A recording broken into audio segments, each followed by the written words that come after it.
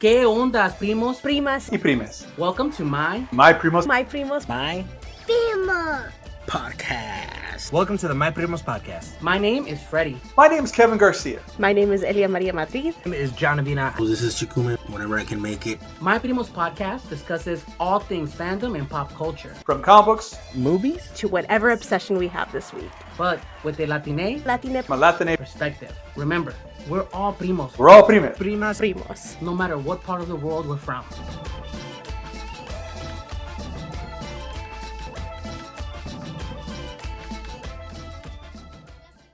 ¿Qué ondas, primos y primas and primes? And welcome back to My Primos Podcast. I'm your primo, Freddie.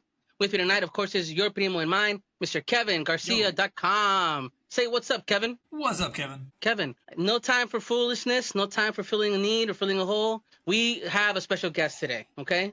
You have to have foolishness in your life, otherwise life is not worth living. You are enough foolishness. You are enough fool for all of us. Today we have Neil Gibson from Twisted Comics. Mr. Neil Gibson, say what's up to all the primos out there. You've said primos like 10 times so far in your introduction. That was insane. Hey man, that's what we do. Branding, it's part branding. Yeah, exactly. It's part branding, but it's also part we say we look at the world from a Latino perspective, and I've had guests come on, or they're about to come on rather, like, oh, but I'm not Latino, I can't come on. I'm like, no. We're Latino enough for everybody. It's okay. We want to know about what we're good. Make. We don't need any more Latino. Yeah. We're good. But now that you're here, you are now one of our primos. You are now one of our cousins. You're a primo. You're a cousin. You are family. Hey, ahí está. Introduce yourself, Neil, to all the primos out there. Soy Neil en México para 2 años cuando tiene 25. Tenía 26 años para trabajar y ahora he olvidado todo mi español. Only that sentence there, right? That counts. Still counts. Still counts. Neil, we're going to talk about your work in a minute, but real quick, where are you talking to us from? Where are you from originally? I'm from the very sunny, warm London. It rains here a lot. Well, I understand you're getting the summer weather right now, so that means you're actually getting. Oh yeah, actually. Heat? To be honest, I never wear t-shirts. I always wear shirts, but it's bloody hot right now. I actually have a fan blowing on me, which is, and I've decided to actually get air conditioning, which no one has in this country. We never need it, but with climate change, it's changing. It's a serious thing. So it gets hot now. I always see jokes from my friends over there that are always like, everybody forgets that fans and air conditioners exist, or even what they are, until suddenly, why don't I have one? And the thing is, our subway system is the oldest one in the world in London, and it was built before air conditioners existed. And so in summer and nowadays, it gets really hot. It's You look at like China, where they have everything is brand new because nothing existed before, and you used to go, I wish it was like that. I don't think Texas could exist as it does today if we didn't have air conditioning. When I first moved from California, it's crazy. Cause I live by I lived in South Central LA. Like I got a breeze when the Santa Anas came in. It got hot like in the summer, maybe 90, 95, 98. Now it's getting hotter. But when I moved to Texas, it was the worst heat I've ever felt. But I hear that Phoenix is worse. Oh, no, yeah. Somehow? No, I used to always talk about Texas until I went to Arizona, and I was like, oh, dear Lord. No, we have it good. Well, I couldn't get from the car to the restaurant. Like it was literally 20 feet. I could not walk. I got 5 feet, went back into the car. I was like, no, we're going to drive through. I grew up in Saudi Arabia, so I know what that's like, because you also have in the summer the wet heat. So it's 99% humidity. Once you come out and it starts to sweat, it's not stopping because it's not working. So your body just pumps out sweat. It's funny though, just in terms of air conditioning, America uses more electricity on air conditioning than the entire continent of Africa on everything. That makes sense. That tracks. America. Look at that, everybody. Excess, huh? That's what we're known for. But, Neil, speaking of known for, you are known for comic books, graphic novels. You are working on tons of stuff. The webtoons. Yeah, you're on the webtoons app as well. Familiar with that? We have our friend Elia on there as well. Check her out at Elia in a Box at Spice Illustrations on the webtoons as well.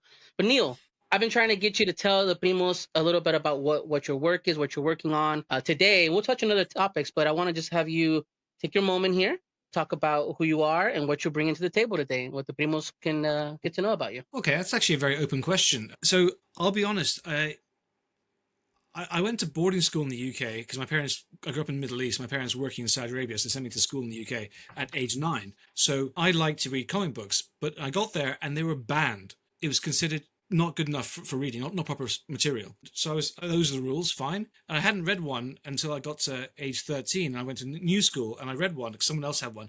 And I thought it was drivel because in the UK, comics are actually very childish. If you're reading comics at 14, you're very old to be reading comics. But then that's when they had instead of the Ninja Turtles, it was the Hero Turtles, right? Because they said Ninja was too violent sounding for kids. So they renamed it the Mutant Hero Turtles. Yes, which is very confusing because the best thing about it was the cartoons, and it was like Ninja. So what was that? And in the UK, they I don't know what happened in the US, but whenever anyone with the swords or the sai came along, you never saw them fighting. You just saw in the cartoons, they did that in the US too. In the cartoons, fine. One of the things they did for some reason decided the nunchucks were the most violent of the weapons. So for a lot of the cartoons, if you go back to the early 90s cartoons, you'll see Michelangelo always using a grappling hook, which somehow is less violent than nunchucks. I don't know why that is. But for some reason, they decided that one was the most violent. Like they let Ralph keep the sais, they kept the sword stay, but the nunchucks had to go.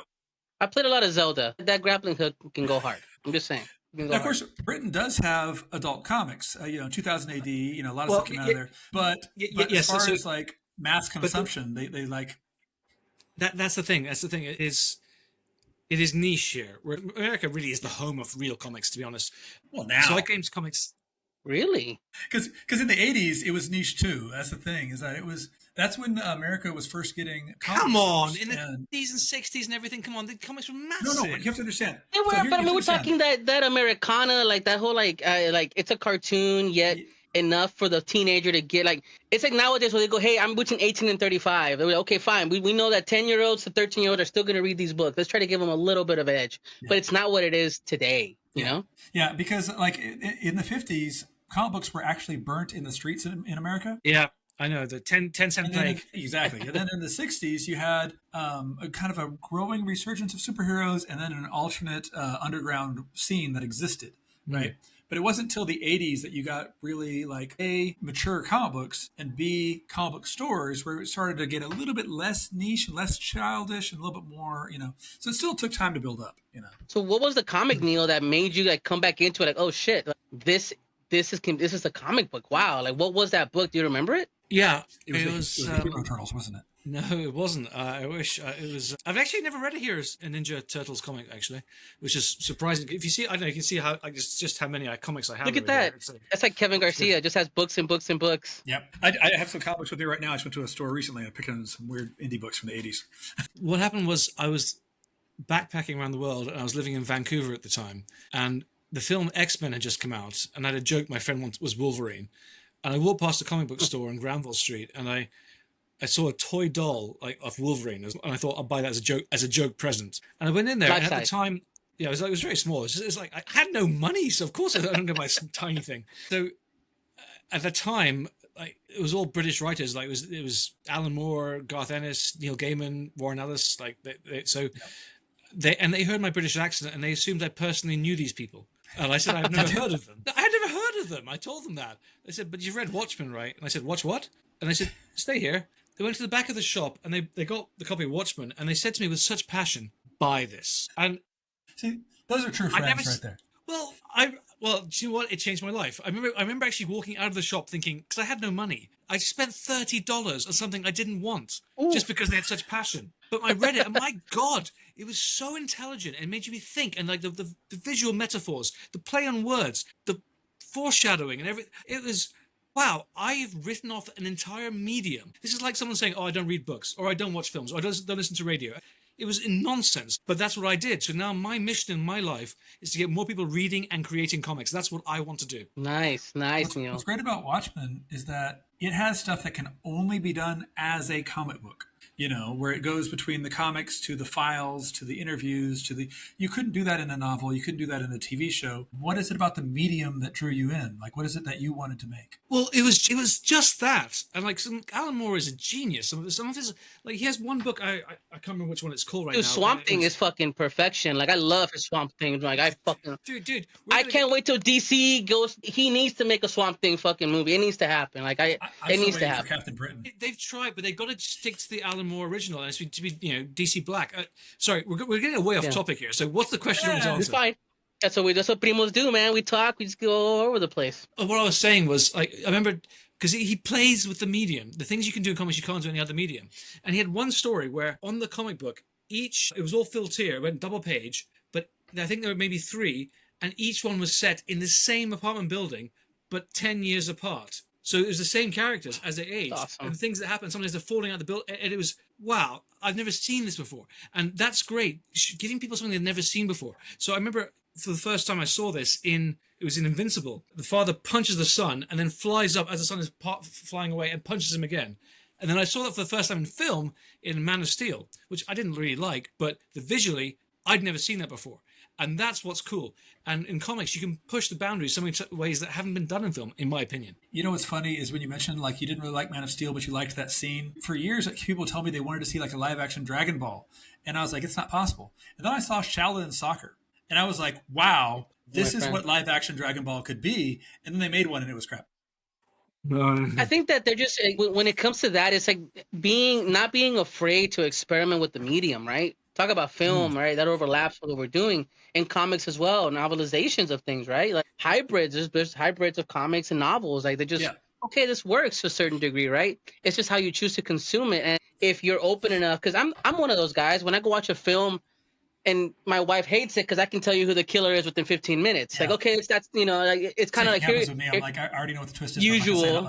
Or with the medium, because you do something in the theory, and I want to get to it. I'll touch on it here, which will overlap with the film. Whenever I read something or consume something, and I can kind of tell what's going to happen, I lose a little bit of that. Like, okay, I can ignore. I can kind of just sit here and enjoy the ambiance. I can tear apart the shot, the lighting. I can kind of be that asshole in the movie theater. Be like, oh yeah, But whenever it does catch me off guard, or wait, hold on, what? Like I have to pay attention. Now I have to sit here and go back. Like in the theory, you have an ongoing narrative through every other chapter with these, how would you describe them? Explorers, kind of like the guys in charge, the guys kind of understanding what's going on in the world or this universe, if you will. And that ends up being much more interesting to me than some of the stories. I'm like, oh shit, let me go back and how do these connect? And I'm a sucker for time travel and sci-fi. So if you throw that in there, like you got me. You got your hooks in me. So at C2E2, I think one of your pals there convinced me because he talked about, you know what?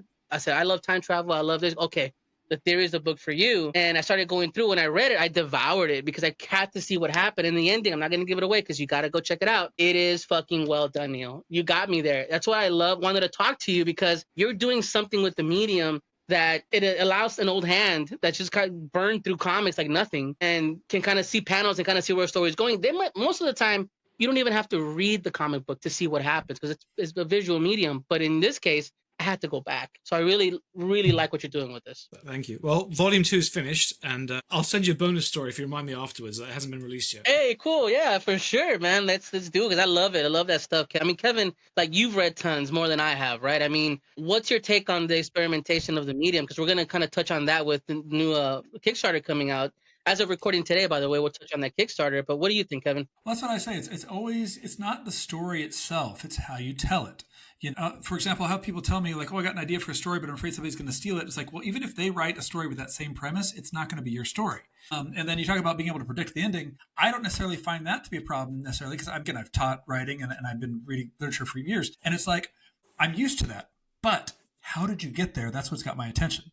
So yeah, I love when you can have that twist ending that I didn't expect. But at the same time, even if it was kind of a straightforward ending, if the story getting there was good, that's what matters. And by the way, can you see the theory in the reflection of my glasses? I see the theory in your glasses. I've just lost into your eyes. That's fair. Oh, look at that. That happens a lot too, by the way. That happens a lot. We lose a lot of guests that way. Or we get them back that way. They come back. Okay. Is Kevin going to be on the show? Not today. Okay, sorry. Whenever Kevin's available, we'll come back. That happens a lot too. But Neil, having fun with the medium. Go ahead. Yes. I just want to say something because I'm going to show you I used to be a mechanical engineer. I have master's engineering, okay, and an MBA. So I'm very analytical. I actually write in Excel, not Word. I'm that geeky. It's true. So I build models for everything because when I first started, I think feedback is a gift. But if someone says, I just don't like it, well, that's useless feedback and a little bit rude. If they say, I don't like it because you say something, okay, then they can either accept it or reject it. But at least they know what it is the problem. So when I started working with people, other illustrators, writers, colorists, letterers, I had to develop frameworks to explain what I didn't like.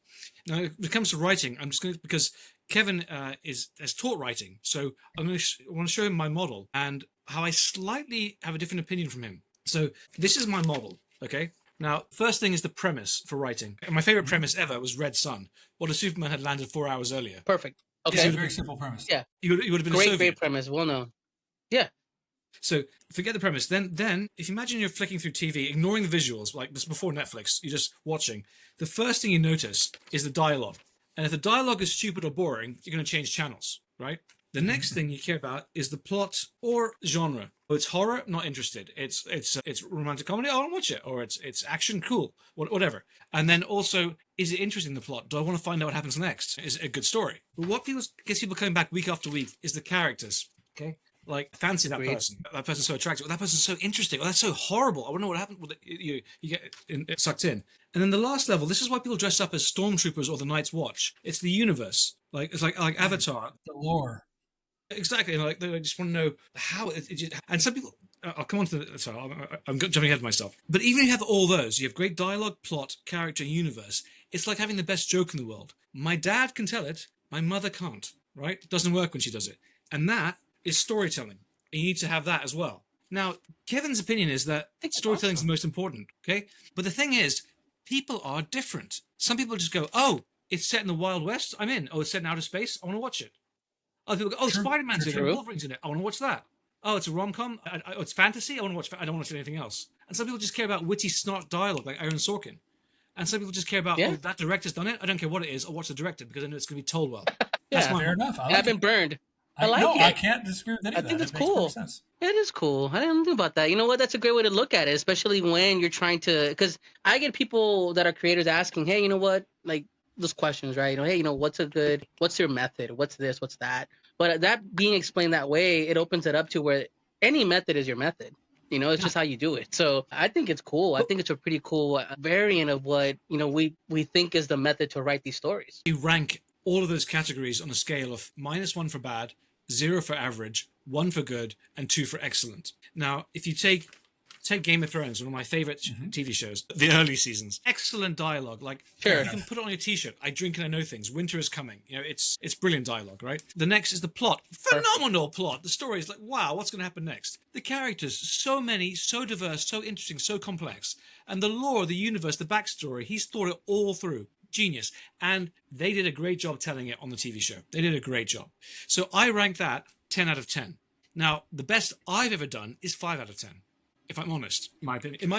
I feel like every writer says that about their own work, though. Every writer beats himself Except for up. maybe Alan Moore. I saw Alan Moore interviewing himself in the 80s. And he talked about how he was a messiah of writers. So I'm like, okay, except for Alan Moore and Stanley. But everybody else, they tear apart their own writing so much. Well, I think my strength is that I'm honest about things. Because one of my biggest strengths is I forget. I found stories I've written. I write stories so easily, but I forget what I've written. So I find it and I can judge it if it's good and bad. And I get through the editorial process of when I see the roughs, I see the inks, I see the colors, I see the lettering, and every time I almost forget the story so I can reread it again. But on my best day, in my opinion, I have excellent sorry, I've done this wrong, sorry. That's wrong. In my opinion, I have on my best day, I have good dialogue, excellent plot, and excellent storytelling. But I have average characters and average universe, in my opinion. So I want to work. I think I'm born to be a showrunner, to be honest, because I like to work with junior writers. I have people that join I have these free calls, and I tell them through the stories I'm writing, and I assign people like, you be in charge of this character. And I want the ideal for me is they say, I don't think the character would say that. Great, what would they say and what language would they use? Because that makes the characters more interesting and also just expand the universe as well. This is my model. So this is the reason why I did it for other writers to explain where I think they're weak, but where I'm weak, I'm very honest about it, because then you can only improve if you ask for help, in my opinion. No, definitely. I think it's a being honest about the work, right? It's difficult, especially in this industry, right? Everybody has to be the hot shot. Everybody has to be like every story fucking hits, right? So I get it, because you can't come out with something that's subjectively mid, right? That's the terminology nowadays, and not have a character someone can latch onto or a universe they can sell or spin off more and more stories, right? That's always the thing. Like, people, I don't know what it is about that people that have that whole idea of, I don't like the universe they're in. It's like, I mean, there's other universes. We can come up with other people, other ideas. You don't have to latch onto something, But let me ask you, because I read the theory. You have tons of other books, and I will talk about, of course, Black Mirror here soon. Do you think, because most that do know Black Mirror, it's a series on Netflix. You're writing a comic based on one of the episodes that's coming out here on the Kickstarter. But I think this is my question. Just came to me right now, since we're all here, we're all pals here. We all kind of have our fingers in on the pulse of the industry a little bit. Do you think that because these stories, I don't know, Neil, you tell me, man, you tell me, because these stories are not necessarily anthologies, would you say, but the characters themselves don't need to move past that story. That's why you're not focusing on them. Like, they're not disposable per se, but because of the fact that they are one and done. This is the story that I want to tell, but the characters themselves aren't necessarily what I'm worried about at this point, because I want to get my story across and my cool theory, not pun intended, but that's what I took from that book as well. I'm like, some of these are like deep fucking consequences in the story, but we're done. We move No. on. Well, do you think? Okay. You guys are very good, Come by on, the way. correct You're me. very good.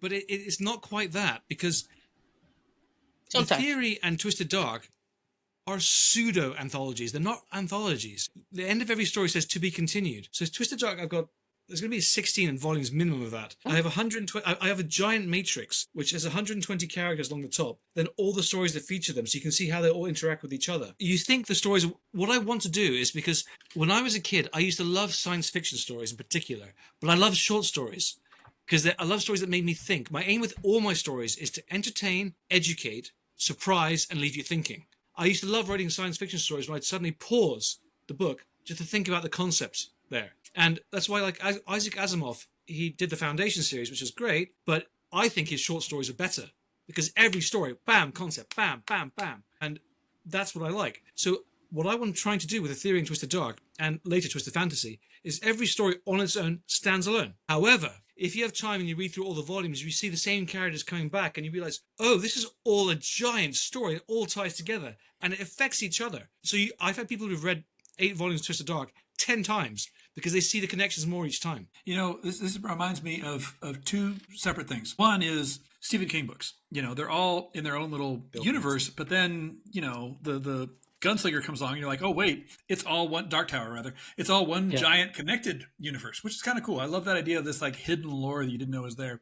But then the other thing it reminds me of is literally a conversation I had this morning. I did some talks, some videos recently about some public domain anthology comics from the 50s. And one of the biggest comments when I was describing one of these stories was, I can't wait till the next chapter. And I was like, when they wrote these comics in the 50s, they didn't plan to have next chapters. It's always just like, we're done with the story. It's an anthology, move on.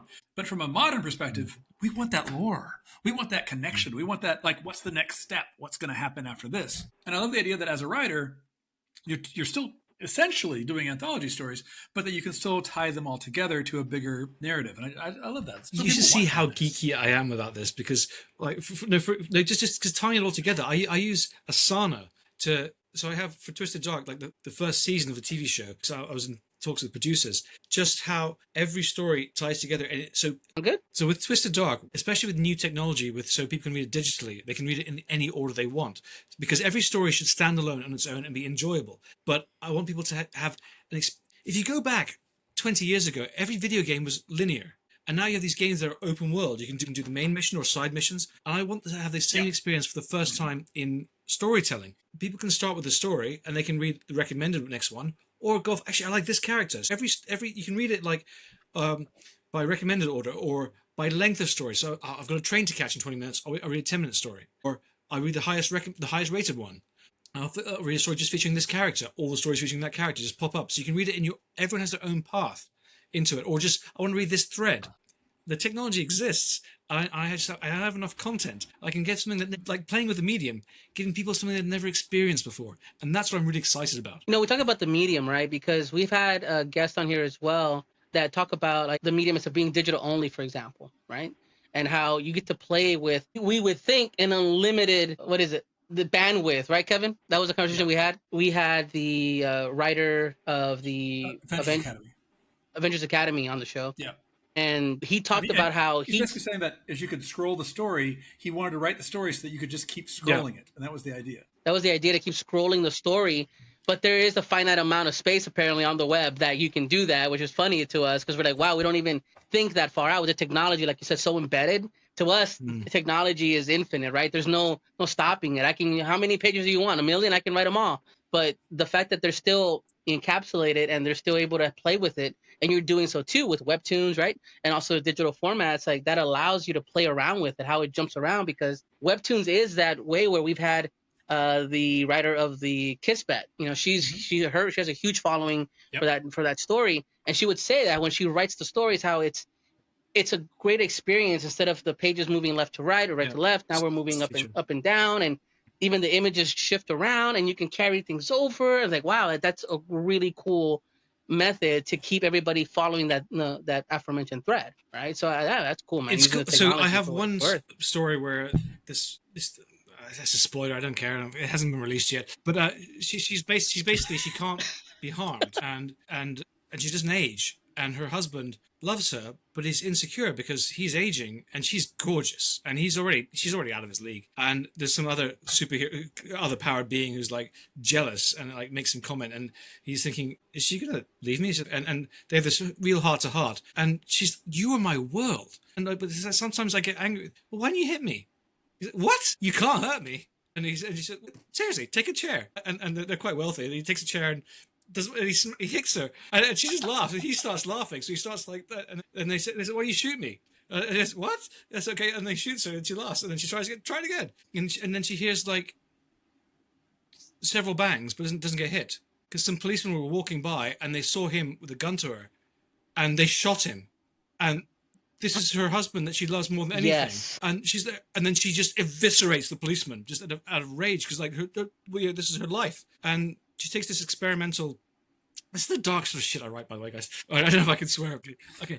I'm all in, dude. Keep going, because I'm like, if your people tell you to erase this, fuck it, we erase it. But so if not, what happens? I'm in, because I love one snippet of this big series I have. She goes through this procedure where she can lose her powers for the first time. They found a way, because people are getting more powers, and it's like destroying society. Why are everyone getting these powers now? And they went through this procedure, and does it work? And it does. She's out of she's and so she can finally actually smoke a cigarette and feel it. And she's in the hospital and said, "Could you please give me a cigarette? Like, you've just had a massive procedure. I don't think you should have that. Please, come on. I know I quit before I got my powers. Just let me have one. Well, I promised me my last one." And they give him the cigarette. She's opened the window and she smokes a cigarette and goes, "You really are my last one."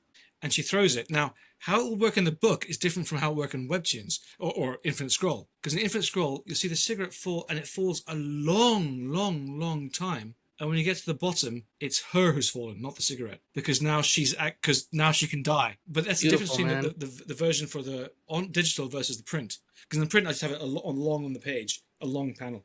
But it's better digital. So it's something, because each medium you have do things differently. Yeah.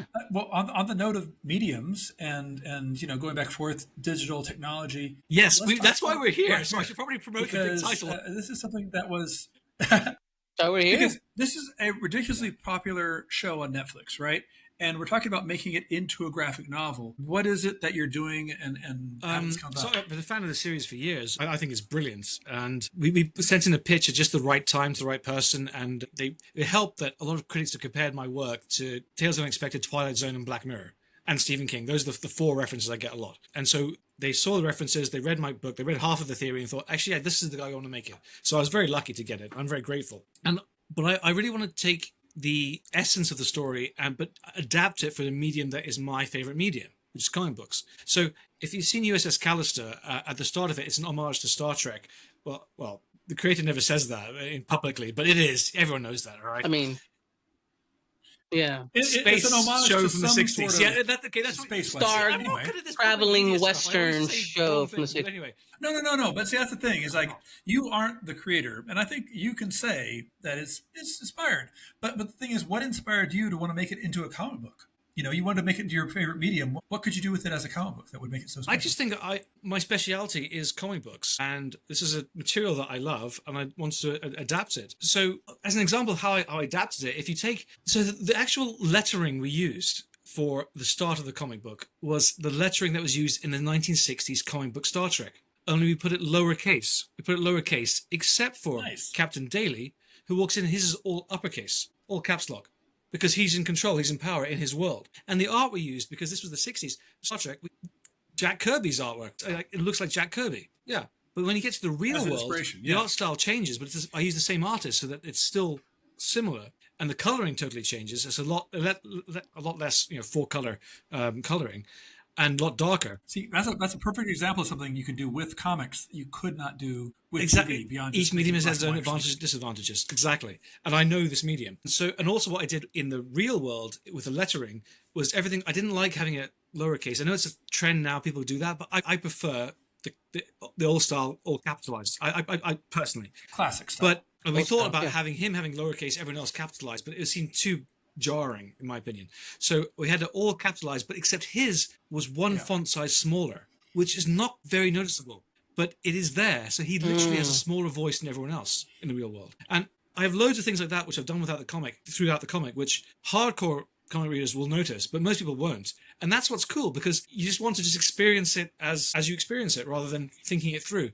That's the sort of thing that annoying people like Primo do. The Primo right here wants to figure it out and see, but I mean, being a fan of comic books and being a fan of writing in general and just creativity, it allows me to go, okay, because I had a question. One of the questions that I had when I first heard about the novel, like the comicization, right? Because I've heard things like the novelization of Last Action Hero. You know what I mean? I'm dating myself because I did that. I couldn't go watch the movie when I was a kid, but I could get my hands on the novelization of The Last Action Hero. So Schwarzenegger is going in my brain. It's insane. I mean, if anybody can get their hands on a library somewhere that can get a copy of the novelization of The Last Action Hero, let me know, because I will get my hands on it just for nostalgia's sake. Sidetrack, but I've got novelizations of Three Amigos and Gremlins, so they're great. No way, really? Do you? Yes, I have the Three Amigos novelization. Wow. Insane, dude. I didn't know there was a Wow. market for that. You win. Unless Neil has some crazy novelization There that was I don't at one know. point. But still, you guys are making this, so they liked your pitch, they liked the idea of making it, and now we're going to crowdfunding, right, to Kickstarter. Oh, this is launching in July, right, or some point Tuesday. soon, correct? As of this recording, Primos, it would launch. It will launch. So as of recording, as this recording here, with live on the air with other Primos out there, As of you, it is a live Black Kickstarter. Mirror. So the live black. The So how easiest will way we is just find Google this? Black Mirror Kickstarter. You'll find it. Is there a plan to go beyond the original story, or is it going to be primarily an adaptation? For now, of the I'm doing original adaptations of the classic, the most beloved stories. That's what I'm doing for now. story? Yes. Okay. So it's not no, just no, going to no, be no. the USS Callister. I was going to mention that. I have your I couldn't find it, but I have it. I have your free comic book day San Junipero. I have it because I saw that come out and I was like, oh shit, I love that Black Mirror episode. And then I saw that at free comic book day with my son. We're like, oh, I got to get my hands on it. Oh, Neil, I met him. Like I was like, oh shit, like cool, like maybe I can get my hands on it and talk about it. And here we are. Dreams come true. But one question that I had, and this is where we skipped over a moment ago, was that we've dealt with novelizations, things being from film to book to film, what have you, right? And so in this scenario, I've yet to run across something like what you're doing. Like if someone comes out and says, because I went through Reddit for a while when that came out too, the conversations about the novelization, the comicization, is kind of what it was phrased as. And I want you to answer as best you can. Why is the comic book adaptation for this even needed? Why? If Black Mirror was great, the episodes are awesome, they're beloved stories that I'm happy with as they are, and I think I know the answer, but please tell us, for anybody out there going like, why would I want this? A great question. I'll be perfectly honest. I'm not sure it is needed, but people will want it. And the reason is it's a different way of telling the story. About Kevin, right at the start of this interview, you said it's about the storytelling. And I'm telling it in a different way.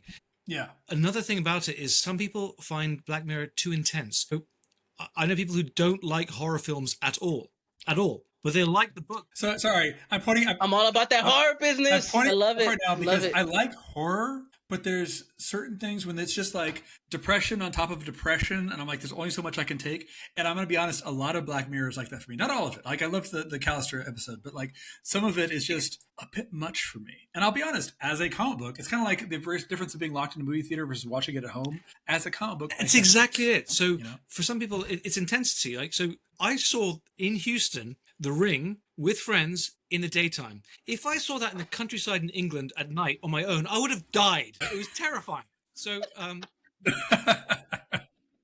there's a well behind the house. No. Well, there was definitely.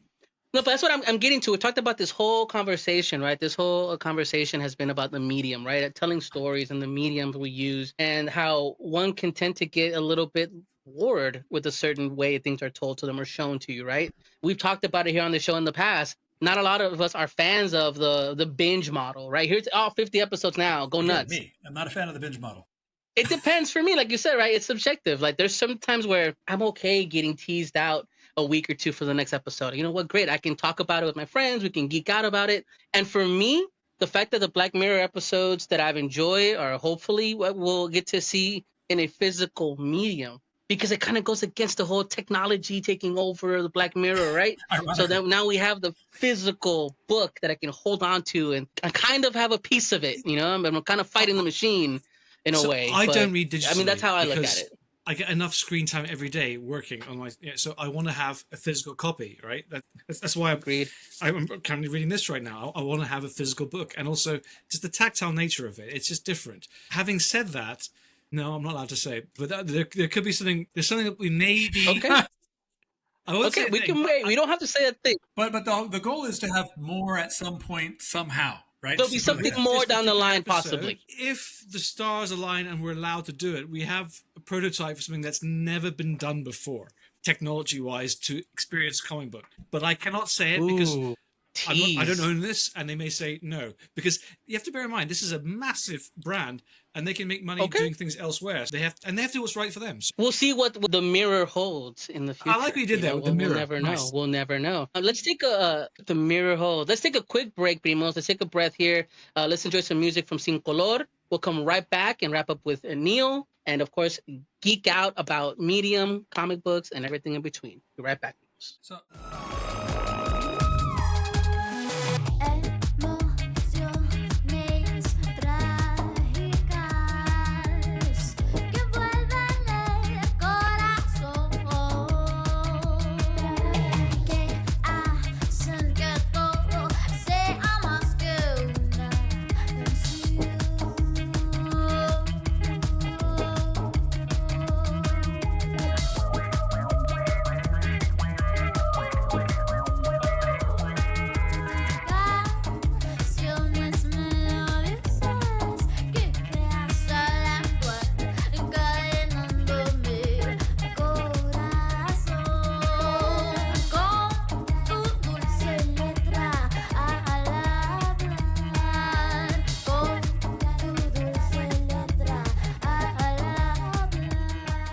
Thank you to Sin Color for the music. Always. Check them out at Sin Color Music. Amazing music. Please check them out. And thank you, PCF, for letting us use your music on the show always. Because can't afford any more letters from lawyers and people. It was a headache. Like, I'm done. I can't use the Beastie Boys anymore, apparently. So, I guess, one day. It amazes me how many shows will just use random music and then be surprised when somebody owns it. They're like, you have to ask. Or yeah. In the early days of podcasting, when no one was really, this wasn't a thing, right? It was just like, oh, some guys playing radio on the internet.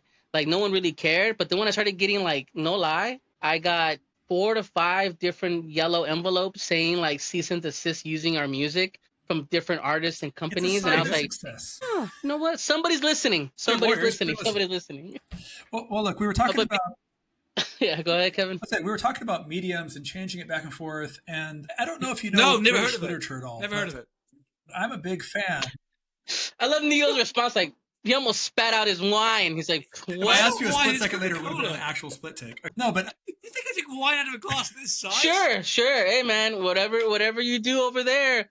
Hey, it's past 5 o'clock in the UK. Okay, it's still noon here. You want to get sauced, right? Hey, however you want to get sauced. But my favorite franchise is The Hitchhiker's Guide to the Galaxy. And what I love about it is that it's a book, it's a radio show, it's a TV show, it's a video game, and a movie. All of them were written by the same guy. But when Douglas Adams went to approach these, and he did have co-writers in some of them, but when he went to approach these, he approached them differently because it was a different medium. So a joke that worked in one medium would not work the same in another medium. So the order of the story would be different, whole scenes would be excised or added. Well, I want to ask you, are you a fan of Hitchhiker's Guide? What do you think of that whole jumping back I think you switch absolutely have to mediums. change things for different mediums. Like, for example, The Walking Dead had the comics. They changed the storyline for the TV show because it becomes its own thing, and like different people survive. And same with Game of Thrones. So I think you absolutely have to change things for mediums. We spoke about it earlier, like how you do have to adapt, and that's the beauty of it because every medium has its own disadvantages and advantages. So you can play things and make things like new for people. As for Hitchhiker's Guide to the Galaxy, I've been very remiss. I've never tried listening to the radio because of Rich Johnson from Bleeding Cool, and I did listen to it for a bit, but it just didn't grab me because I'm not a. If I listen to things, I can only do one thing at a time. If I'm listening, I like to do something else, and I didn't hear that, and I have to rewind it, and it doesn't work for me unless I'm walking, and I like listening to. Were you going to say something? See, this is a benefit. This is a benefit for me living in Texas because I like to listen to books on tape while driving, and it'll take me a good 10 hours to drive across Texas. America is vast. Get a whole book out of it. Vast. 10 hours, you cover half of Europe. Texas is fucking massive. But yeah, so I understand that. So the radio one didn't do it for you, but you did you check out the book or any of the other I versions? haven't read the books, but I watched the film recently because well, it's not really because That's okay. everyone said, Neil, you would really enjoy this. And so I tried the radio. It just didn't work for my brain. Funny thing, Ed Catmull, from a guy, co-founder of Pixar, he's a huge fan of poetry, but only in later life because he can't read poetry. But when he listens to podcasts and hear people speak it out loud, he saw the beauty in it. And is a massive fan of poetry. Yeah, because it's spoken. I like spoken word. I like spoken word more than I like written word sometimes. Yeah, When it comes to poetry. Yeah, I get that. You know what? I'm going to make a suggestion for you. At some point, check out the video game version of Hitchhiker's Guide to the Galaxy because it actively makes fun of the player as you play. It's a text-based game, so there's no. Well, originally there was no graphics. They added graphics for the free version you can read out, The you can newer play one, online. yeah. But like, there'll be a point where you're like, "Open the door," and the narrator goes, "You can't open the door." You're like, "Open the door." I already told you can't open the door. You say, "Open the door." It's like, okay, fine, I'll open it, but it's boring in there, And it's like, so the game is actually lying to you as you play, and I just love. You couldn't do that in a radio play. You couldn't do that in a book, and so Douglas Adams is taking advantage of those changes. It can be interactive in a video game. It can't. But isn't it? And I remember having this conversation, Kevin. I have to find it. I'm gonna have to find it and show you the actual clip. But somebody put a clip out there saying that the reason why all these different mediums or reprintings or sometimes retelling, they are different on purpose canonically because of the continuity engine. There's like an engine in the novel that apparently makes it so that when the story gets told again, it will always change in some fashion. So it's like I feel like fucking genius concept. I feel like there is definitely a book about that. It's actually reminded me of a comic book by Al Ewing, who's a great writer, and he did a Marvel story that explained why everything happens in New York and why everything happens in our Earth for the whole universe. And it was that there was a what did they call it? Like a concept engine, and it basically, because it was there, all the stories happened there. And I just like, okay, sure, why not? That explains it. Deus Ex Machina, it is what it is. Like, right? It just, right? Yeah, we're friends. Really cool. Was he? Shit! A cool Maybe person? you can let him know that we're fun guys. That we have a great time. I'm not gonna lie. He's one of my favorite. He's actually probably my favorite Marvel comic writer right now because every time he does something, it's going to be gold. So it's like that. But that's the thing, you talk about your sensibilities, his sensibilities. Maybe this is a little bit of a what you call it, a Anglophile bit of it here, but I feel like there's something about British storytelling that is different from American storytelling, and that there's different directions that it goes that I don't necessarily see from American writers. I don't know. Maybe that's just bias talking there. I don't know. Good answer. I guess, man, but we'll talk about storytelling, right? I mean, one of the biggest things, just to kind of move forward with the book, of course, the Kickstarter is live right now as of this. I'm being live on the show there. We want to support Neil. So far. I mean, this is probably going to be like a day one and fully funded, right? That's what ends up happening. It's got to be, right? It's Black Mirror. I mean, it's Black Mirror. But Neil, we've talked about different mediums. We're having a blast. One of the things we do here on the show sometimes is just we geek out about other fandoms too. And we talked a little bit about Superman, because this is one of the biggest things out right now in films.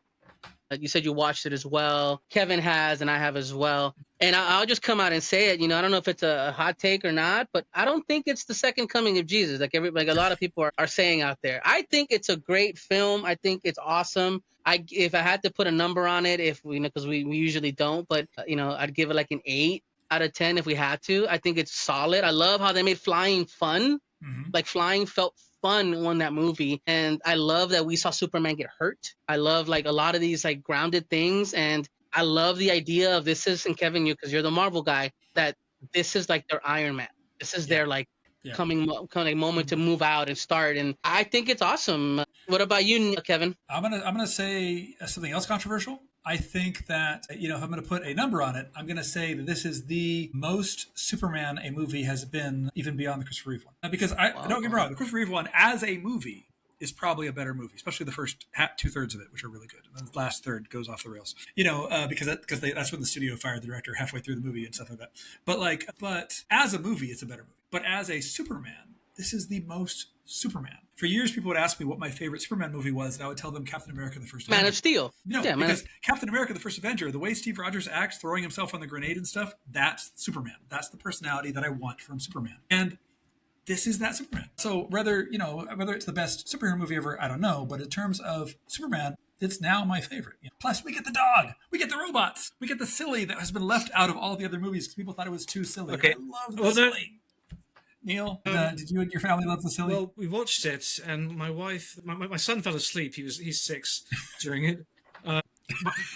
Okay, well that's different. He's 6. My daughter liked it. She's 11, but my wife checked out the second she saw the dog. Which, for those who know, it's the first scene. So a super dog, no, with a cape. That was it. She didn't like it, and then she had to sit for the rest of the film with me. Now I enjoyed it, and I get your point about like jumping the grenades. Like, I don't want to give a spoiler here, but I don't think it's a spoiler really. But he's hurt and he's not even 100% healed, and it's the first time he's ever lost a battle. Because I've got to get back into the fray because he's Superman. So I understand your point exactly. Yep. And I want that too because he's like the best of humanity. I get that, but I still think Superman 2 is a better film, in my opinion. Okay. By the way, I haven't watched the Donner cut yet. I was just talking to my partner. We need to watch the Donner cut. Why am I on this podcast? I've never seen that. Superman 2, hell yeah. Let's just put it on right now. Let me share screen and we can start watching it. But it's funny, you talk about him being injured. The people in the trailer, you see him being injured and he gets up. He's hurt. And one of the memes I saw was like, well, when Snyder's Superman gets injured, here's what he does. Blah, blah. But the difference is that when Snyder's Superman is even emotionally injured, he just is like, oh, I should give up. Whereas this Superman can barely breathe, and you still see his eyes get up like, I got to keep going. And I'm like, that's what I'm talking about.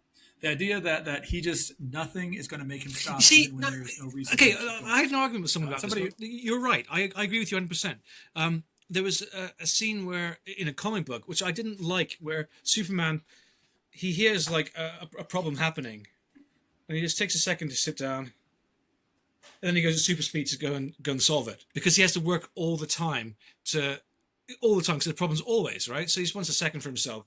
And I thought, no, that's not Superman. He would go immediately, because that's what he is, and that's about the character.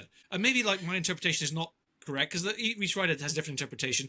But I get what you're saying, Kevin. I haven't watched Superman and Lois yet, but I saw a clip of it the other day where something dramatic is happening, and I don't want to spoil it if you haven't seen the show because I haven't seen the show. But as that dramatic thing is happening, and he can't stop it from happening, he just suddenly goes super speed so he can process it.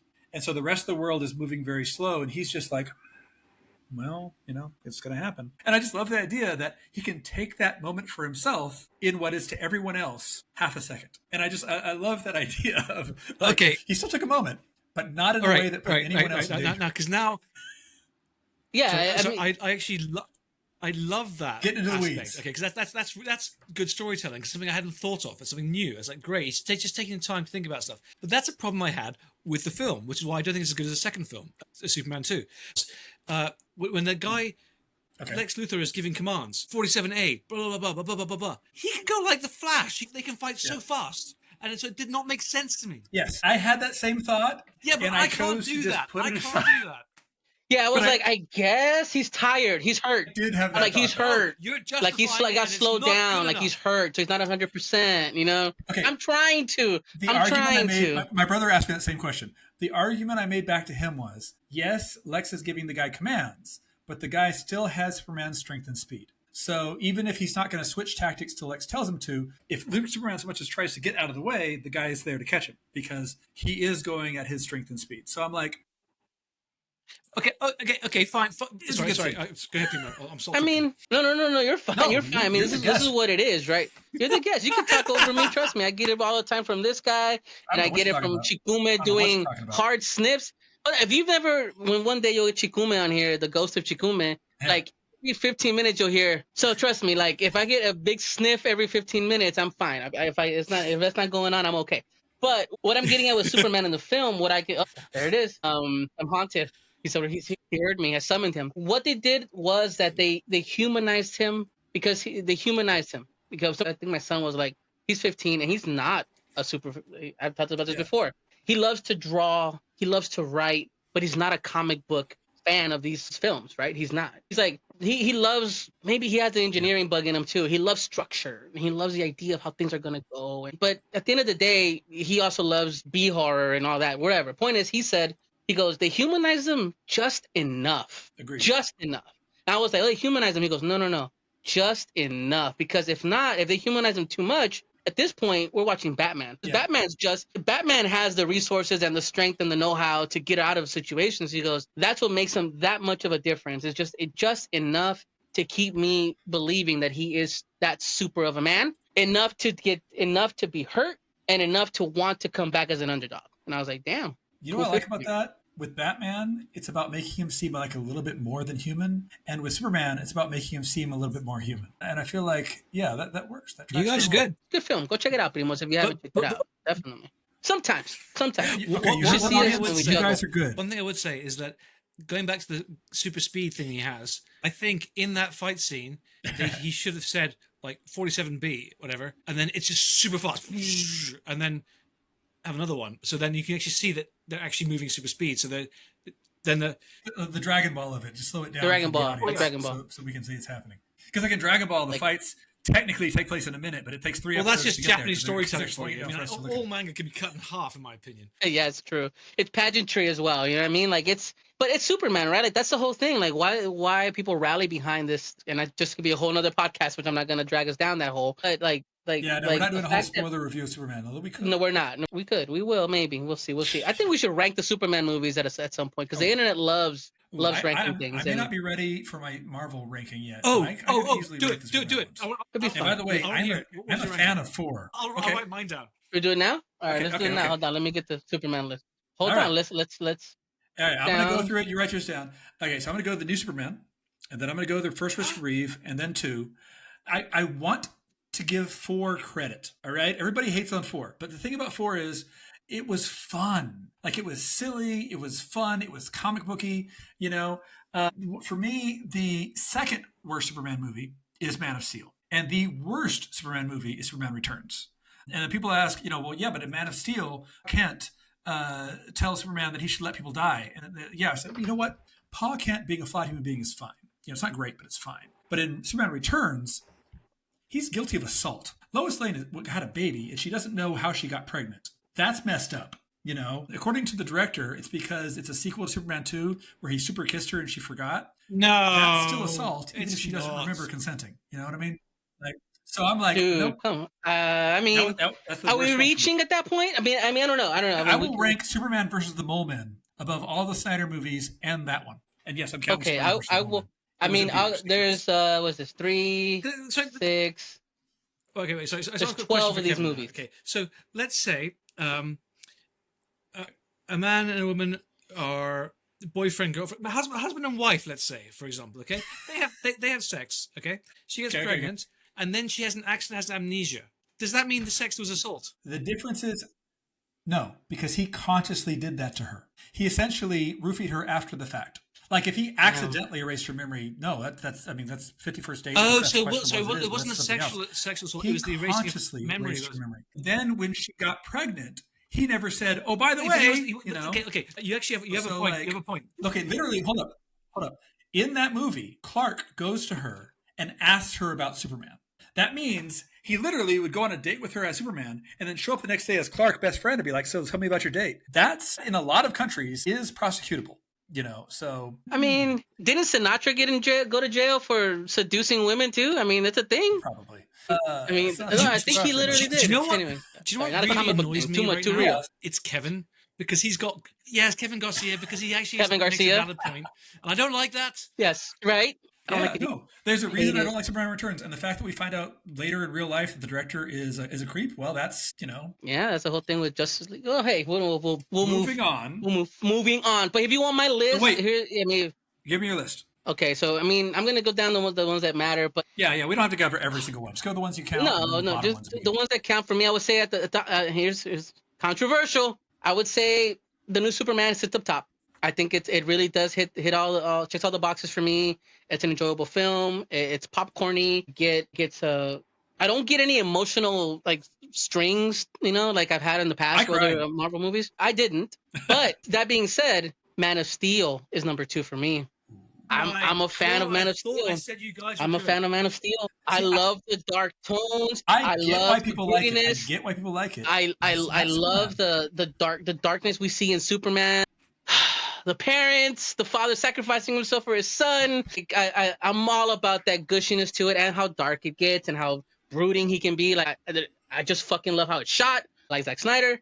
So I mean, I'm a fan of his stuff, from Watchmen to the Immortals. Like I'm a fan, but I did not. And I say Superman, the original from the 70s. The 80s would be my third after that, and I think Superman 2 right after that. It's just they go hand in hand. It's just fucking great. I mean, they go just so bam, bam, bam. You're there. And then everything else falls right below that. I mean, will Black Adam be considered a Superman movie? No, but it's cameos. But we're not counting cameos. No, but I would arguably count Supergirl. Even though he's not Supergirl. I mean, to be fair, I don't remember. It's hard to watch. I haven't watched it. Literally a month ago, I tried to rewatch it. Oh my god! But it goes like, and the thing is to show you just honestly, I'm not a fanboy of it. The last on the list would be Justice League and Batman v Superman, just at the bottom, bare barrel. I want to real quickly touch Batman v Superman, and then we get to Neil's. My thing on Bats v Supes is this: the Superman of that movie is trying to be Batman, and the Batman of that movie is Punisher cosplaying as Batman. And once I did that, I was like, okay, I can accept this movie. The movie's okay, long as I can accept that that's not how Superman should act, and that is not even Batman. My wife walked out of the movie. My wife walked out of the movie. She goes, I can't do this. And she literally got up and left. And I'm like, I had to coax her back in. Like, it should get better. She goes like, no, it's just, and it didn't. The thing I say about it is every time you see Ben Affleck fighting people, no one dies. But as soon as CGI Batman comes in, he's killing people left and right. So, Neil, what about you, man? What's your list here? How do you rank? The ones that count. Yeah. I rank the ones number 2 as 1, then the first Superman film, then this new one. Fair enough. Then number 3, then Also Return, then Man of Steel, then Batman vs Superman, and I don't even count. I'll tell you why. Oh, Man of Steel so low? I'll tell you why. Because damn, man, is like Michael Bay. They visually are geniuses. They make stuff look amazing, but both of them cannot understand story to save their lives. Plots are foreign concepts. It's stupidity at its worst. It's so stupid. I mean. Oh man, it's funny. Guys that should be producers, not writers. Oh yeah, I'll give it to you, man. But it's literally on screen. Boom! Like I even have tough lives. They want to go and just switch their brain off and be entertained. I get that, but my stick is entertainment. Educate, surprise, leave you thinking. You're not going to be left thinking when you watch a Zack Snyder or Michael Bay film, apart from thinking how stupid it was. No. You walk away going like, damn, that was cool. Pretty. That was pretty. Yeah. Didn't he do Sucker Punch too? Am I imagining that? Sucker Punch was his auteur project, and it's so bad. Horrible. It has so visuals in it, way beyond like most mortals. They are geniuses. I have to give credit to them. But for God's sake, hire a good writer. I mean, come on. Well, that's the thing. I can sit there. Go ahead. James Gunn write his remake of Day of the Dead, and he butchered that script. Like it was bad. Like, I'm a big fan of the George Romero movies, and he made it bad. It's like he'd never seen a George Romero movie, and it was just. It's funny we say about like Michael Bay and all that, right? Because my son was getting his hair cut, and I was talking to the woman that cuts his hair, and we were saying, oh, we're gonna go watch movies today. Oh, what are you guys gonna watch? Oh, we're gonna go watch Megan 2. And me and my son are laughing because we're like, we want to watch this bad movie because it's gonna be just campy. It's gonna be a fucking mess, and we can't wait to see it because we enjoy watching like really weird, just campy stuff. And she's like, really? And I go like, yeah, they made her John Wick. So I really want to see this android become John Wick and just be a goofball. And then she goes, I said, well, what kind of movies do you watch? She goes, I don't know. And I said, oh, and my gauge is like, let me guess, you like Transformers? Oh yeah, I love Transformers, best movie ever. And I'm like, okay, I know what kind of person you are. Yeah, And it's true. not It's nothing true. bad. It's just It's true. That's okay. true. Now true. I know what you're. So just one point I make is that Yeah. some people are like, I do interviews. Some people say, I love your stuff. Tell everyone why they should read your work. And I say, not everyone should, because if you want to just be entertained and like switch off, that's not my stuff. My stuff is designed to be reread. So I get it. All right. So because that's what I like. That's what I want to make. So I'm not a fan of that other stuff, but it is to give credit to Zack Snyder and Michael Bay. They are geniuses, right? Just not to my taste. It's like some people can make. My father can't stand coriander or mustard. Now you can incredible food with those materials, but if it's in it, he won't touch it. So it's the same thing, right? But he's not gonna have it. Yeah. You know, it's funny you mentioned Megan. I had zero interest in the first Megan because there's a lot of these kind of rote horror movies that are just like whatever. But then when I saw the trailer for Megan 2, I'm like, I kind of want to watch Megan 1 now to see how they got here. How a fucking train wreck that movie is going to be, and I cannot wait. I kind of want to see Megan 2, and so I kind of want to see Megan 1 now just to see Megan 2, even though I had zero interest in Megan 1. Look, like Neil said, there are times where, I'll give you an example. We consume a lot of media here at home. I mean, books, video games, what have you. And it's always, even when I'm driving, I'm like, you know what? My son hates it because I changed the station or the song. Not the station. Ooh, I'm dating myself. Change the what? The song. I know, right? Okay, the radio. The song. I'll change the song. Or if I want to listen, I'll go, I told my son, he goes, what are you doing? And I go, I'm looking for a vibe. And that matters in what I'm consuming, right? Like, I'm looking for a vibe. If I wanna watch goofy B-horror and a robot do gunjutsu, I'm gonna go watch that because it sounds hilarious and I'll have a story to talk about over dinner with some people that will never watch this movie. Like, I watch it so you don't have to, right, Neil? Like that. But there are times where I want to watch Memento, or I want to watch The Phoenician Scheme, which was fucking great. You know, I love that movie. The Phoenician Scheme. The new Wes Anderson. Phoenician Scheme. Benicio del Toro. He's has some great fucking dialogue. You're right up your alley. Yeah, he's a fucking he tears up that screen, man. Name drop. One of the first people I interviewed. Oh, there you go. Look at that. We're bringing it back. Point is, like, I love, me and my son will watch my son loved Late Night with the Devil, this really obscure horror movie that came out like a year and a half ago, about a talk show host that brings on a demonic possessed girl and it destroys the whole thing.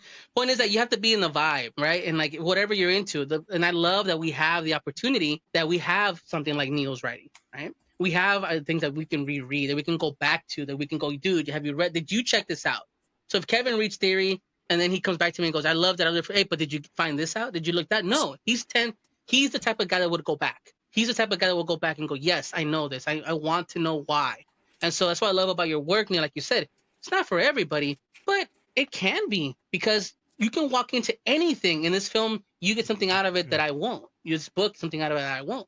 So don't sell yourself short, Neil. I think you have a wider range than what you're saying. Well, no, but I get what Neil's saying, and he's right. I tell my students all the time, when I ask you who your audience is, don't tell me everybody. What I always tell them, if you create something that is equally enjoyed by a 5-year-old in the Amazon and a 6-year-old that lives in Siberia, wow, you've created a new religion. But like that's not the goal. The goal is to create something that somebody will love. And honestly, I love it. There you go. Look at that. We're making things. Neil, I've absorbed a lot of your evening. I want to just thank you for coming on the show. But I want to also give you a moment here just to kind of, do your spiel here and kind of let people where they can find you, your work, your website, your social, so we can get a following. Let the primos kind of join us with loving your work, man. And please feel free to come back whenever you want. Like, open door policy here. I fixed your computer for you. Okay. So you owe me one. But yeah, take a moment here and just let the primos know about you. Thank you very much, guys. I really enjoyed this. This is by far the longest interview I've ever done, which is a testament to you guys. No, it's true. You wouldn't stop talking. So this was great. In terms of people who want to follow us, our socials are NG. That's November Golf, twistedcomics.co.uk. I don't use social media. I don't know. I'm a team who do all that stuff. I hate social media. No. Don't worry. We got a team that will put it on screen for us here too. Okay, no worries. Neil. I never check it, and I found out I get messages. I'm like every 6 months or something. I check, and I'm like way behind. But I do email. I respond to emails every single day. But if you want to check out our work, don't give that one out. Okay. Well, don't give your email out. I'll give you that much. You had Latinos are told to look at the ground, and if they want to make comics, because my mission is to get more people reading and creating comics. I have a free course on my website that teaches people how to make comics. So if you go to twistedcomics.co.uk, they can download some stuff for free, and it teaches you how to make comics from start if you have no experience. I show wonderful things like that model and stuff, and I go into art and coloring and lettering and all that. It helps. And I'm looking at it right now. Yeah. What I will leave you with is the main reason I was here was Black Mirror. Honestly, making it, I think I've done a good job with it. I'm pretty proud of it, and it launches today. So Google Google Black Mirror comics Kickstarter, and hopefully you'll enjoy it. You know what? We didn't geek out about the cover, the art, because me and Kevin were talking about it. We're like, dude, like Butcher Billy's doing one of his covers. I am such a fan of his social media is amazing because every time he posts some new art, it's just wow. How did that come about? I think. Do you know what? I don't actually know the answer to that question because it wasn't me who reached out to him. I know he's keen to be involved, but every Black Mirror story we'll do will have a Butcher Billy cover and an alternate artist. So this is a sample we made with the other artists with a wraparound cover. The Butcher Billy one will be the alternate one. You can pick either on the Kickstarter. Or both, which some people do. No, perfect, man. We'll sure to share that when, of course, by this point it's public, so we'll be able to share it.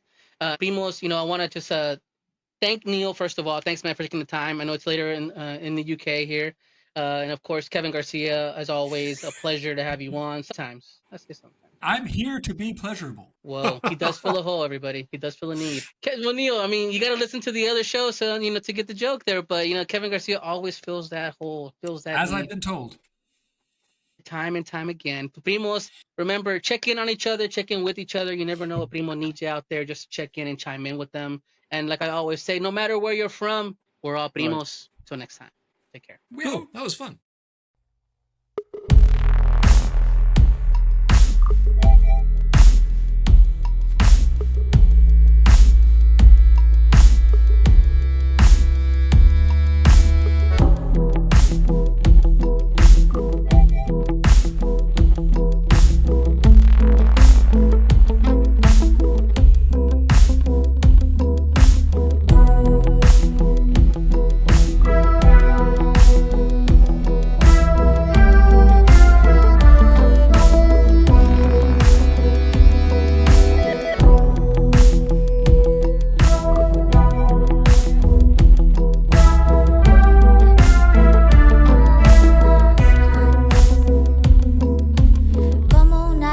Entre espinar salta.